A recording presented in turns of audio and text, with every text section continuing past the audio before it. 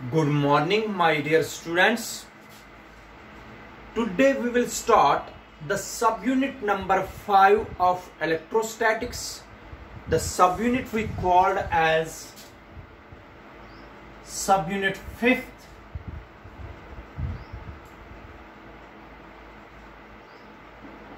This subunit is all about capacitors.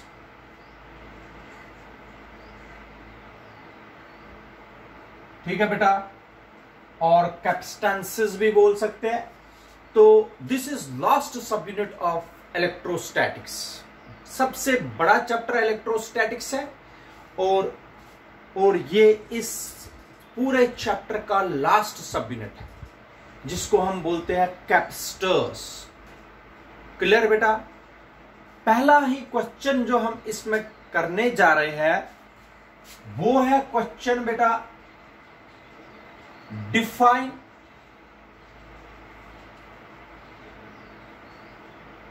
conductors.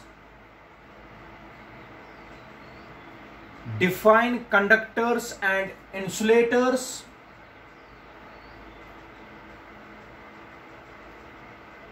Define conductors and insulators. Discuss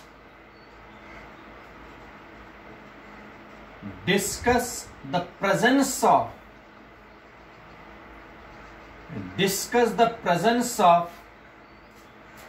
clear करना बेटा. Discuss the presence of free and bound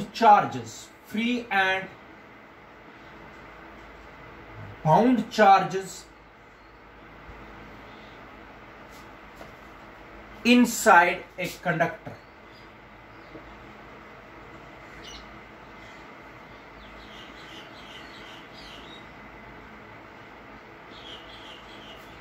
free और bound charges क्या होते हैं सारा बताएंगे आपको. क्लियर कर दीजिए. पहले देखो, सबसे पहला क्वेश्चन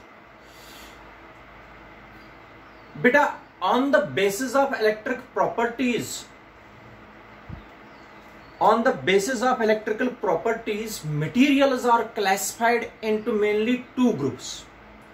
जो इलेक्ट्रिक प्रॉपर्टीज के बेसिस पर हम मटेरियल्स को दो पार्ट्स में डिवाइड करते हैं. One is called the conductors and second one is called the insulators. ठीक है बेटा. First of all we will discuss about conductors. ठीक है बेटा, कंडक्टर्स की बात करेंगे. Those materials which allows electric current या electric charges to flow through them easily are called the conductors. इसका मतलब हो गया, जिनमें जो सबस्टेंसेस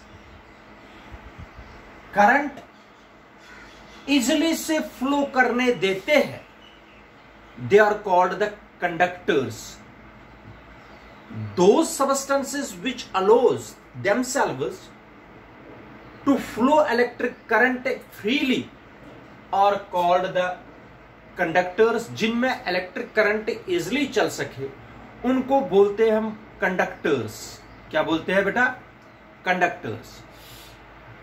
जो कंडक्टर्स है, जैसे examples of conductors are metals. जितने भी मेटल्स है वो कंडक्टर्स है. मेटल्स के बाद इलेक्ट्रोलाइट्स है. इलेक्ट्रोलाइट्स जो होते हैं बेटा, दे आर कंडक्टर्स. एसिड्स, ये कंडक्टर्स है. ठीक है. अल्कलाइज दे आर आल्सो कंडक्टर्स. अर्थ, ये कंडक्टर है. और आवर बॉडी, ये भी कंडक्टर है. मैं फिर से बता रहा हूं बेटा, those materials are those substances which allows electric current to flow through them easily are called the conductors. The examples of the conductors are metals, electrolytes, acids, alkalis, earth, our body, all are conductors, क्योंकि हर किसी में electric current flow easily से कर पाते। समझ आया बेटा? शाबाश। अब डिस्कस करेंगे ये फ्री और बाउंड चार्जेस होते क्या है बेटा। We have to discuss these free and bound charges inside a conductor. Clear करो बेटा। इधर देखो, अगर एक मेटालिक कंडक्टर लेंगे, क्लियर कर दीजिए। मान लीजिए एक मेटालिक कंडक्टर है, it is a crystal metallic conductor है। ये कोई मेटालिक कंडक्टर है, जैसे वायर है, कॉपर वायर या कोई और मेटालिक कंडक्टर। सुनो क्या होता है इसमें। ये जो मेटालिक कंडक्टर है बेटा,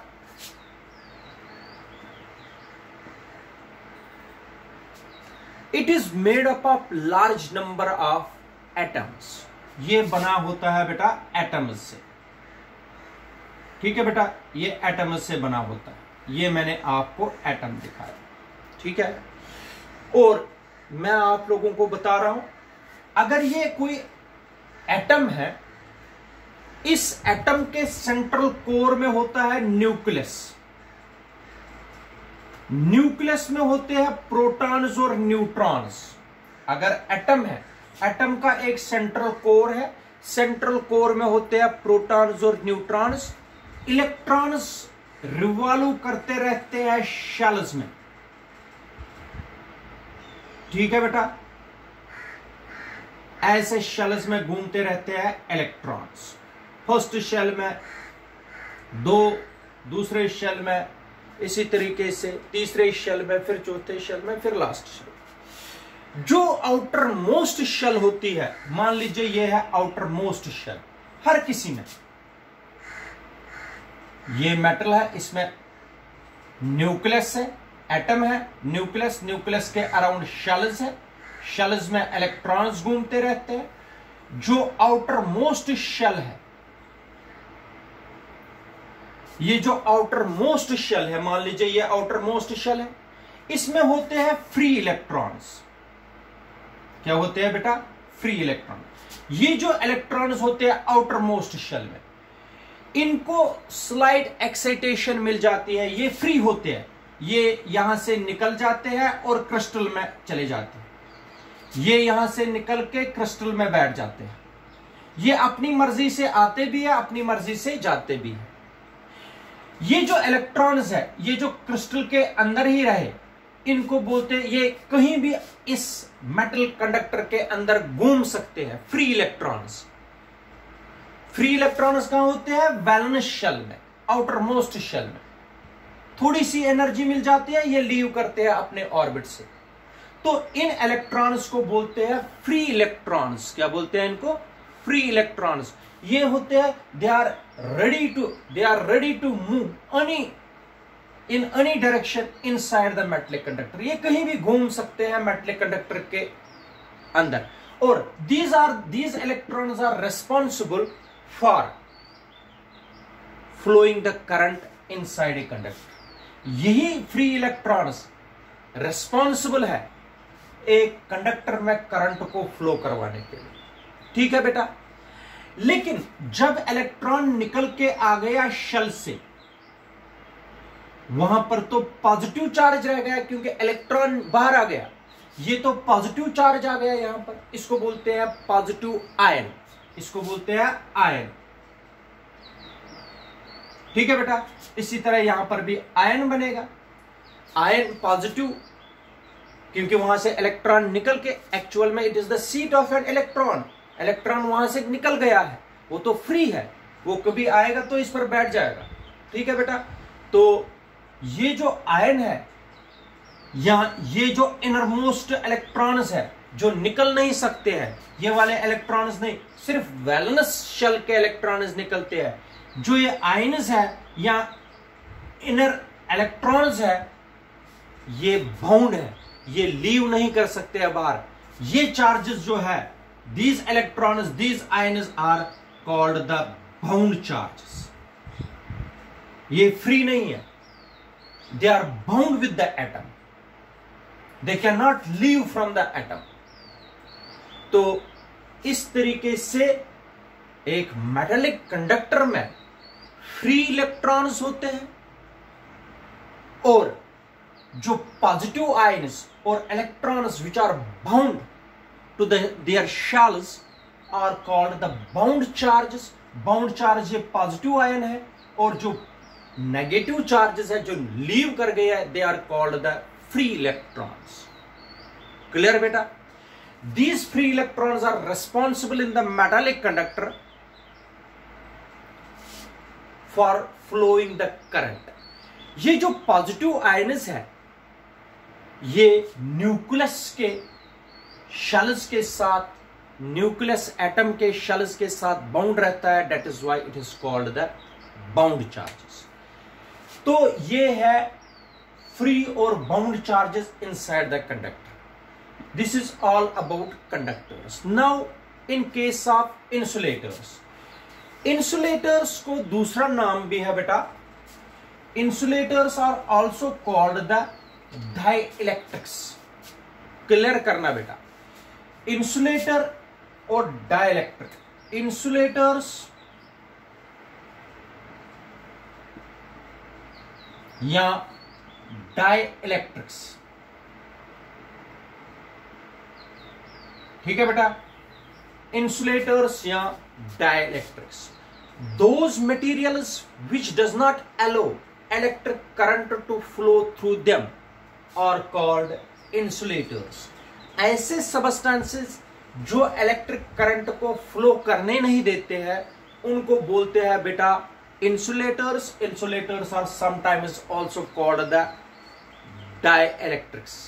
अब देखो इंसुलेटर्स में बेटा याद रखना बेटा, अगर ये न्यूक्लियस है जिसमें प्रोटॉन्स और न्यूट्रॉन्स है, मैं इंसुलेटर्स की बात करता हूं, इसके अराउंड शेल्स है, इलेक्ट्रॉन्स ऐसे ऐसे इलेक्ट्रॉन्स इसमें घूम रहे हैं।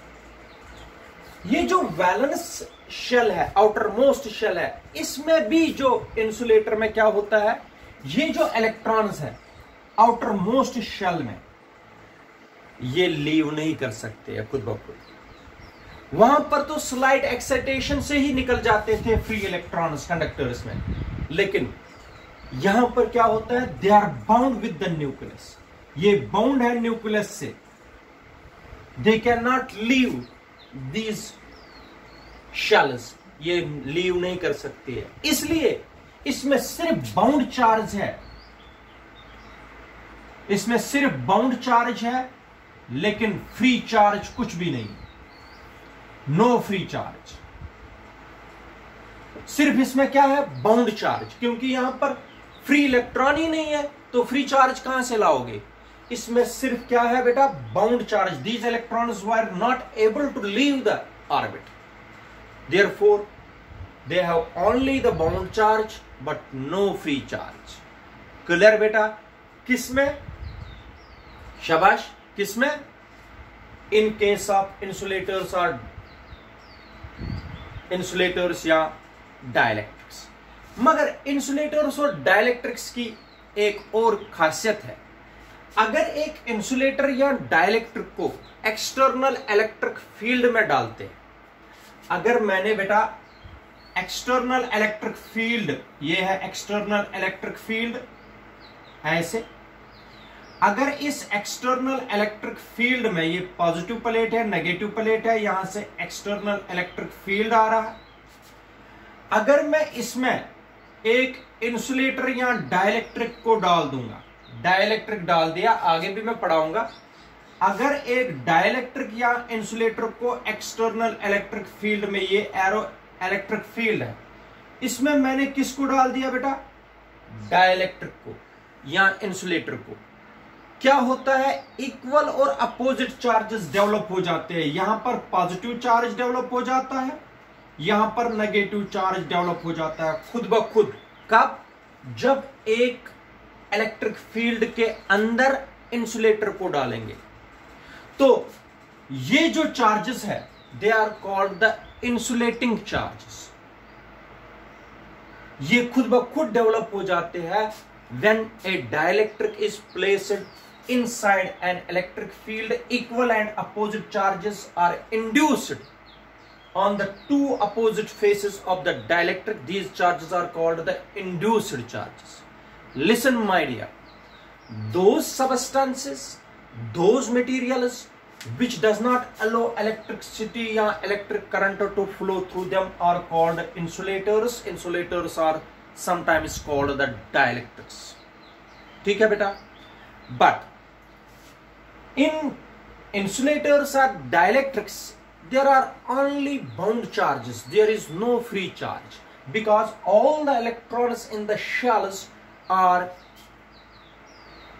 completely bound with their nucleus. They are not free to leave these shells. So there is bound charge, no free charge. But one thing you have to remember, when insulator or dielectric is placed in an external electric field, मैंने external electric field लगा दिया बेटा.